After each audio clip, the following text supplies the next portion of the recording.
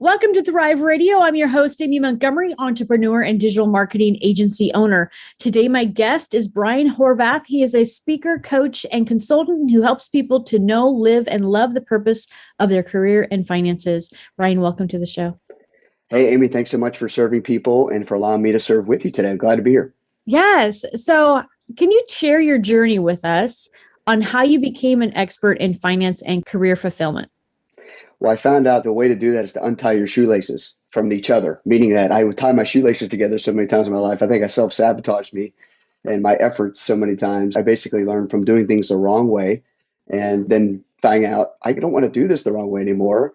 I need help. So I sought out mentors and books and resources. I don't think we had podcasts back then, but definitely got information I needed to help me change my life. And then I found that I really like doing my money better. I really like enjoying my career and being more fulfilled than I was before. And gosh darn it, I want to help other people do the same thing. So that got me on that purposeful journey to do that. And here I am helping people just like you are. I think you mentioned as well that you were able to go debt free and thrive in that area.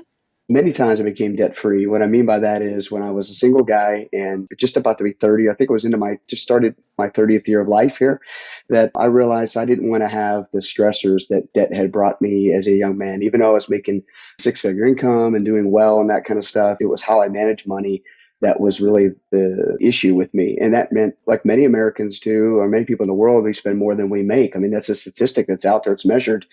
And I was definitely one of those people trying to lead that charge, it seemed like, because I definitely had more debt than I had money coming in. I ended up filing bankruptcy at the age of 25 when I thought life was supposed to be beginning. As a single guy, it really felt like I was already a financial failure. And so that was one of the ways I became debt free, but that's not what I advise people. And then, you know what, Amy, that didn't really change me. That really didn't change my habits or my actions. It changed my position, my financial position. It beat me up I felt a lot of shame actually. Stuff that happened after bankruptcy. Oh, I thought I'd feel this freedom and this refresh and this chance to start over. No, I had a lot of shame because I felt like a failure. And technically, I was a financial failure, if you will, at the time because I filed bankruptcy. But years later, I still had debt. I still had student loans. That was not bankruptable. That was a big nut to crack. And then I also had some car loans or a car loan. And I realized I don't want to live with that either. I want to get rid of that and start following a plan to be able to pay off all my debt. And at the age of 30, I was able to become debt free and wow. I mean, it was like a brand new start. It was exciting. And not many people my age didn't have a student loan, at least those I hung out with. So I got rid of that too. It was great. Yeah. So that was the first time. And then I got married. My wife and I met. We had the same ideas about money, the same principles. She had some debt and we were able to get that out of our lives as well after some years, including paying off our mortgage. So, yeah. That's amazing. Congratulations on that. Thanks.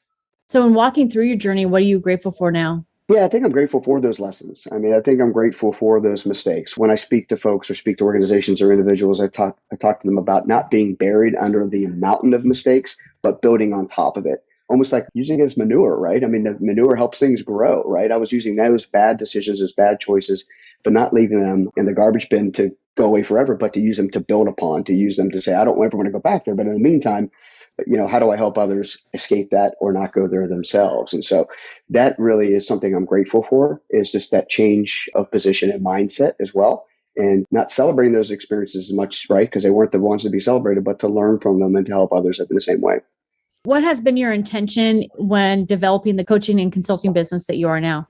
Yeah, so my little motto or mantra, if I have, is to help people know, live, and love the purpose for their career and finances.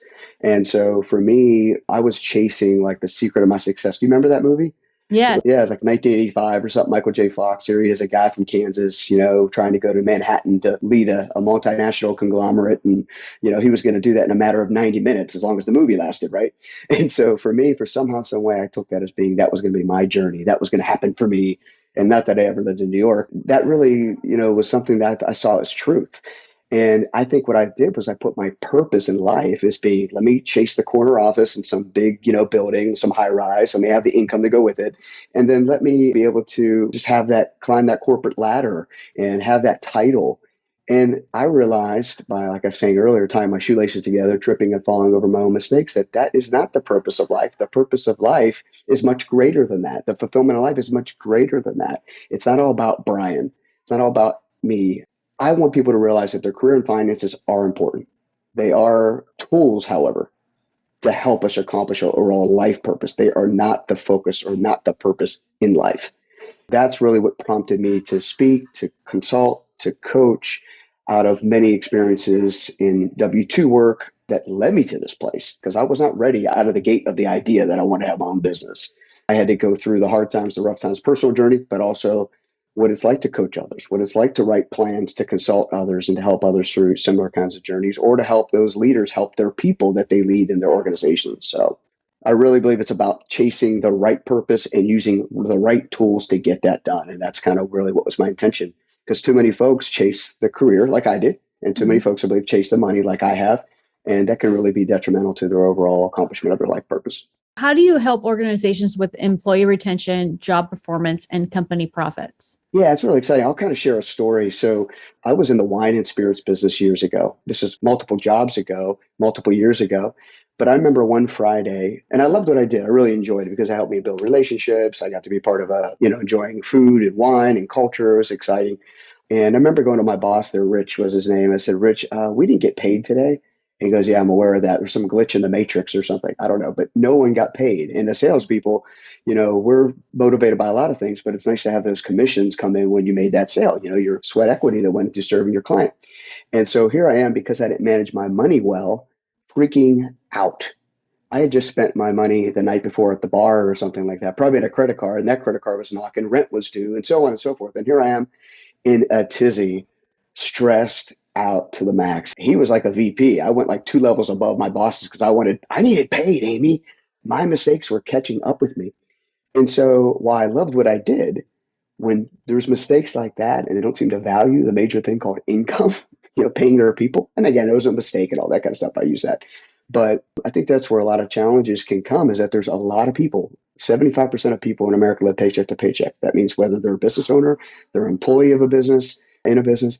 And I think when employers recognize those stresses that people are experiencing right under their leadership, even though it might be work leadership, there are real felt needs. And those real felt needs take you away from the job you're called to be doing in that work.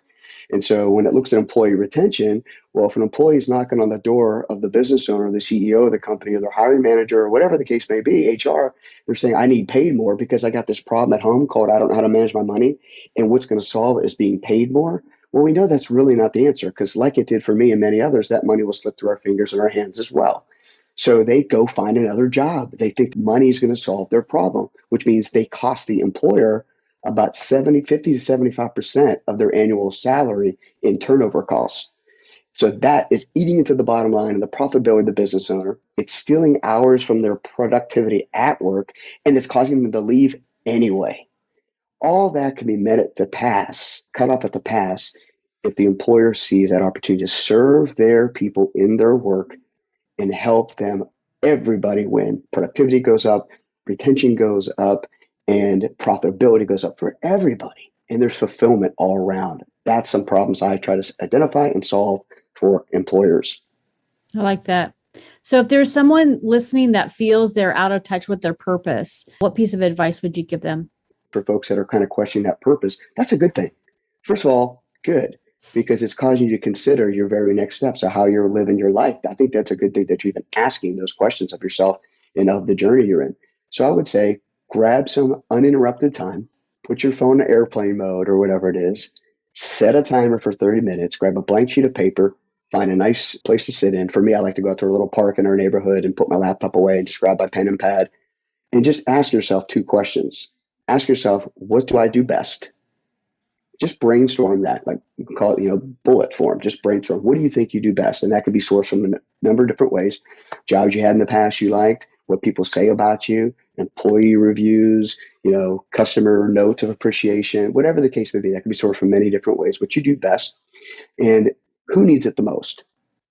And I think those 2 questions, just bulleting answer to those, who needs it the most could be individuals, it could be companies, it could be domestic, international, it could be educational, it could be nonprofit, it could be W-2 work, whatever the case may be, or even specific, authors, lawyers, doctors, salespeople, whatever, who needs most what you do best. And then draw a circle around it or put a foundation to it and call it, I'm seeking to serve.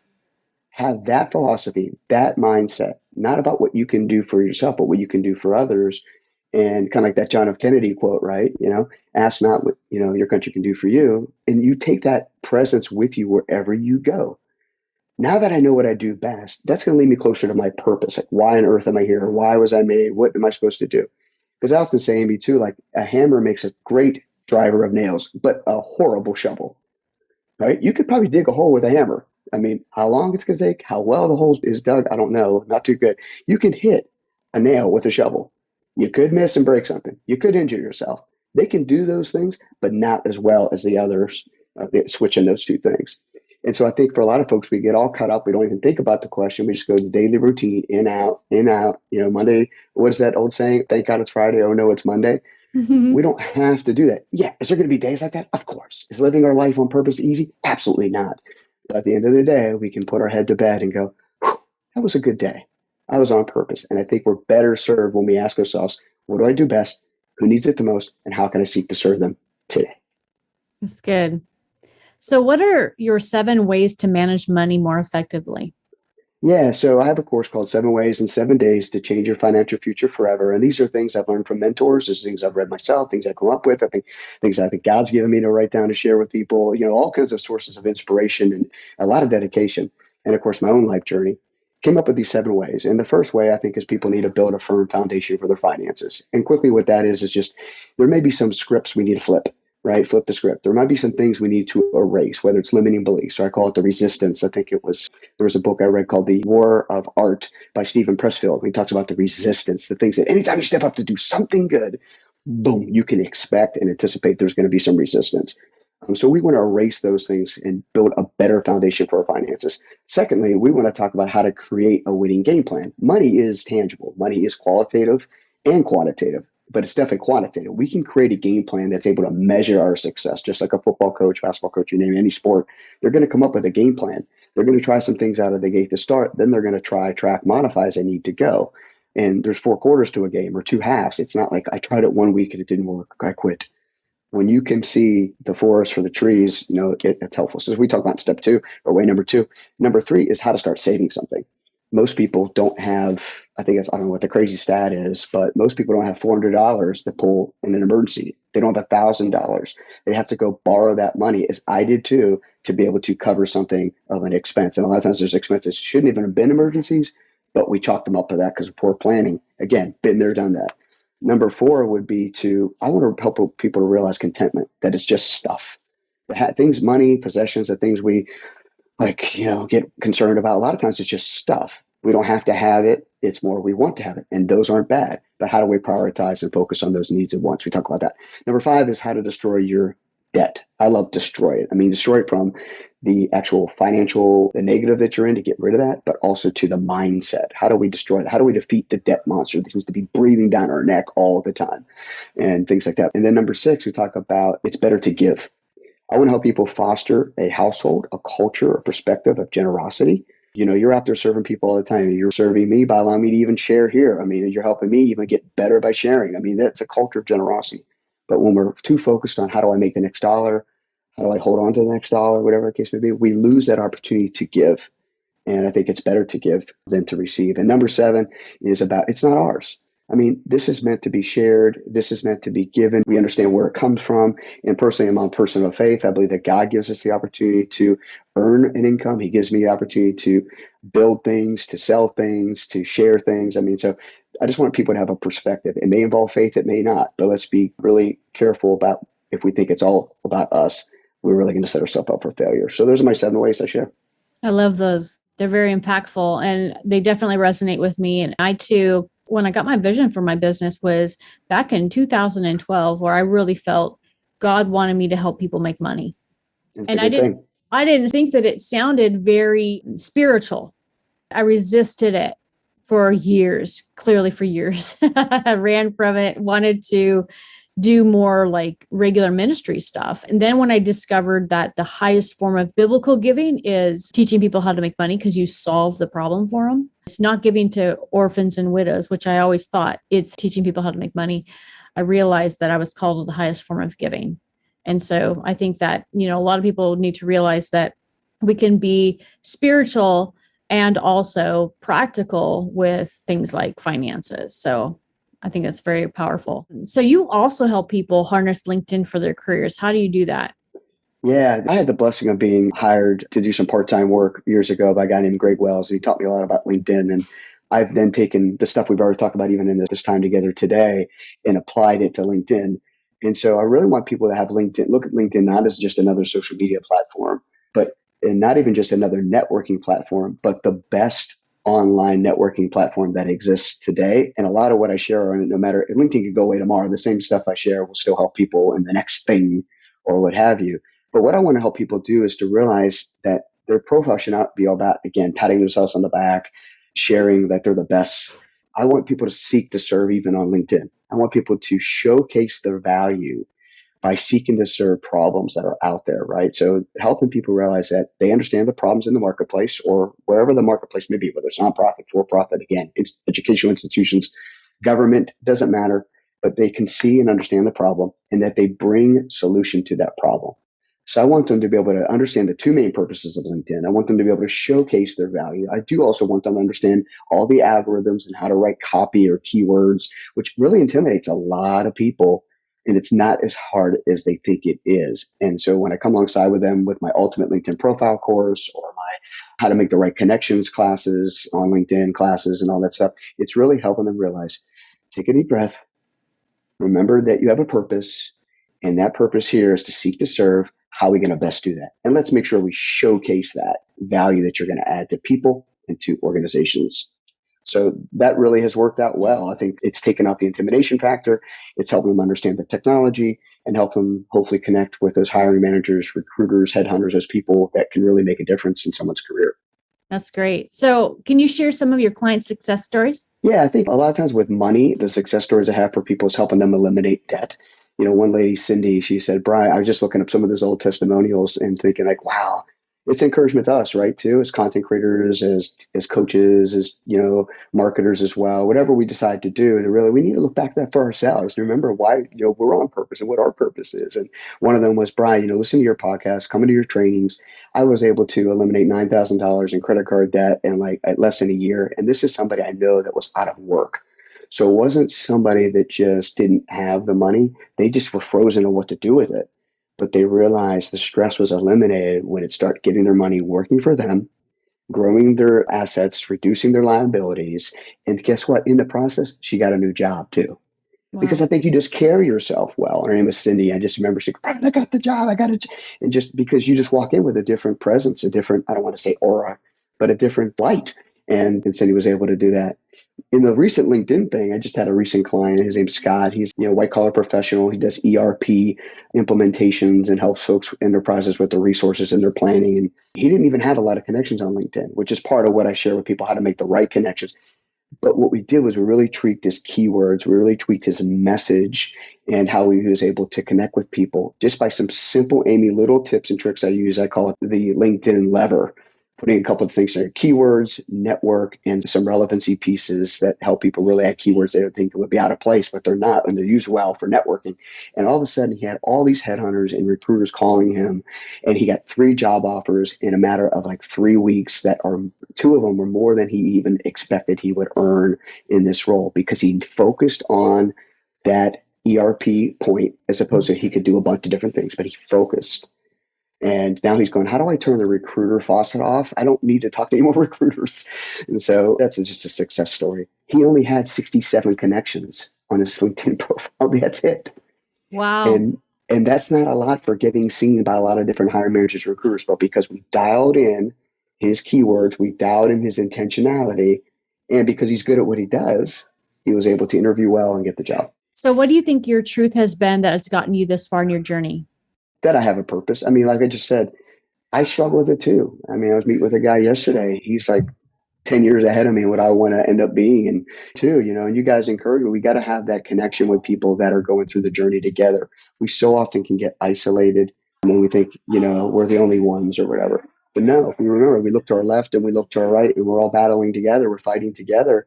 That encourages us. We remember that we have a purpose. and we keep our focus on a purpose. And for me, again, I believe God has a purpose for me. He created me as his masterpiece to do good works. He prepared in advance for me.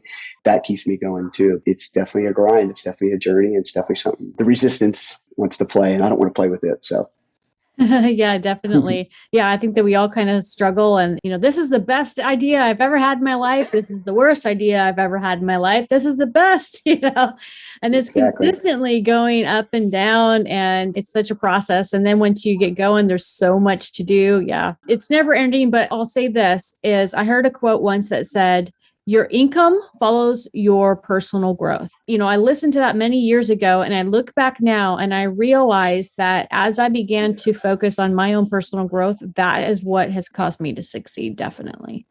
Exactly. I love that. I think it was Zig Ziglar or somebody, one of those champions of personal growth and things like that, has said, if you help enough people get what you want, you'll get what you want, right? Or Jim Rohn or whoever it was. I love Jim Rohn. I talk about, when you serve enough people well, money will find you, those kinds of things. It's one of the rewards. And that's what I try to share with people too. It's not the reward, like, oh, I got all this money. It's one of the blessings. It's one of the rewards. I think it could be a good thing when in the right context. Yeah, definitely. I always think of marketing as the definition of marketing is actually giving. And if people understood that that's what it was, they wouldn't struggle as much. Yeah, and I think too, it's like, when done the right way with the right integrity and ethics, and it doesn't mean we don't try new things out of our comfort zone, but sometimes that comfort zone can be in a good way. Tell us like, hey, if you don't feel good about that, you don't have to go there. There are other ways to do it. And again, back to your premise of giving, is like when we seek to serve, we're marketing our idea. So many people, as you know, struggle with sales, that idea of sales. And I think sometimes it's because it was done wrong to them. But other times they're just concerned about rejection. And other times they just don't know how to do it yet. And they're looking for leadership to help them do it right because they have a message on the heart. They have an idea they want to share. And that's what's made this country great. And I think there's too many dreams that are being put away, as mine was too, maybe for you. I think you kind of shared that already. That shouldn't be for, the wrong reasons. There is timing. It makes sense. There is something that should be done at a certain time. I get all that. But too many times fear is driving us as opposed to faith. So yeah, definitely. So if you were able to give yourself one piece of advice when you first started out, what would it be? There's a couple. That was a great question too. I love that. One was, remember that you're not alone, that you're going to make mistakes, but as we talked about earlier, seek to climb the mountain of mistakes, not be buried beneath them. And don't wait. Like, it's not going to be perfect. You're not going to be, but let's make progress. And gosh, I see that so many times in my life, throughout many of my life journey, even in the wine business. Well, the presentation is not quite right. I got to make one more tweak, or this YouTube video needs another little this or that, or it's like, wow, that just held me back for so long in so many ways, and have left opportunities on the table because of that worry. So I would say, Brad, don't beat yourself up, or whoever's listening to this today, don't beat yourself up. Swing the bat and realize that, what, you're going to get up for another day. Yes, definitely. If someone is listening and they would really like to work with you, what's the best way to contact you? I know that you've got a couple of different online courses that you offer. What's the best way of contacting you? Yeah, I try to keep it pretty simple. I really want people to have access, because I know there was people in my life, mentors, they didn't have to meet with me. They chose to. They allowed themselves that time to meet with me. They gave them access, or they gave me access to them. And I want to do the same. So if somebody wants to help with their career and their finances, they want help with their purpose, and ultimately using their career and finances as tools to know, live, and love their life purpose, they can just email me, brian@brianhorvath.com. Let's have a conversation. Let's just see what's the best thing. It may not be me. If it's not me, we'll direct you to something else. But brian@brianhorvath.com is a great place to start, in addition to all the other social media and course channels and all that stuff we all have. So. Perfect. Well, and I will link all of those links down below, as well as your social media, so people can find you there. And Brian, thank you so much for coming on and sharing your journey and your wisdom with us today. It's been great. Yeah, thank you, Aimee. Thanks for serving and for partnering up in this effort to help people know, live, and love the purpose. Yes, definitely. And if you're listening, you want more information about A Call to Thrive, you can go to acalltothrive.com. Thank you, everyone, and have a wonderful day.